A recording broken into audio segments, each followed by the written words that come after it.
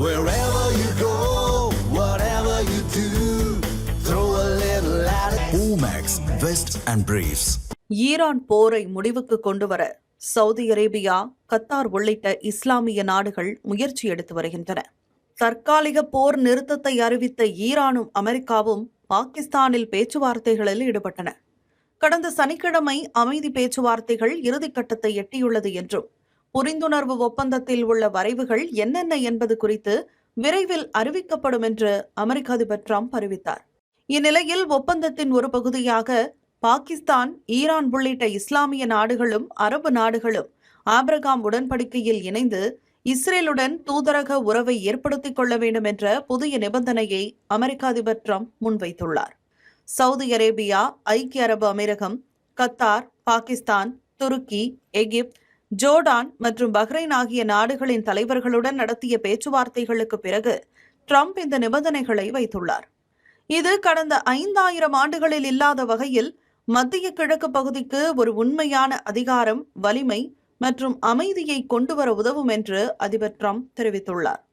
தனிப்பட்ட காரணங்களால் ஓரிரு நாடுகள் இணையாமல் போகலாம் என்றும், ஆனால் ஈரானுடனான அமைதி ஒப்பந்தம் சிறப்பாக அமைவதற்கு அரபு மற்றும் இஸ்லாமிய நாடுகளும் கட்டாயம் இணைய வேண்டும் என்றும் டிரம்ப் வலியுறுத்தியுள்ளார்.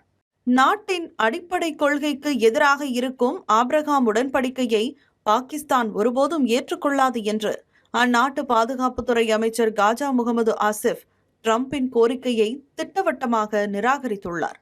பாஸ்போர்ட்டில் இஸ்ரேலின் பெயர் இடம்பெறாத ஒரே நாடு பாகிஸ்தான் மட்டுமே என்று கூறியுள்ள காஜா முகமது ஆசிப், பாலஸ்தீன அரசு உருவாக்கப்படாமல் இஸ்ரேலை அங்கீகரிக்கும் பேச்சுக்கே இடமில்லை என்றும், இந்த உறுதியான நிலைப்பாட்டில் பாகிஸ்தான் தொடர்ந்து நிற்கும் என்றும் தெரிவித்துள்ளார். பாகிஸ்தானின் நிறுவனரான முகமது அலி ஜின்னா வெளிப்படையாக இஸ்ரேலுக்கு தனி நாடு கொடுப்பதை எதிர்த்ததிலிருந்து பாகிஸ்தான் தனது 78 ஆண்டுகால வரலாற்றில் ஒருபோதும் இஸ்ரேலை அங்கீகரித்ததில்லை.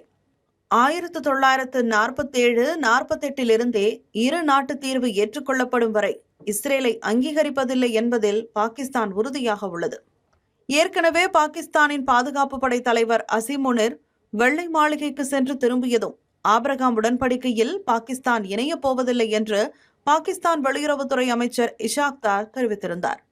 கடந்த ஜனவரியில் காசா போர் நிறுத்தத்திற்கு பிறகு காசாவில் அமைதி மற்றும் புனரமைப்பு பணிகளுக்காக அதிபர் டிரம்ப் உருவாக்கிய அமைதி வாரியத்தில் பாகிஸ்தான் இணைந்த போதே உள்நாட்டில் கண்டனங்கள் எழுந்தன.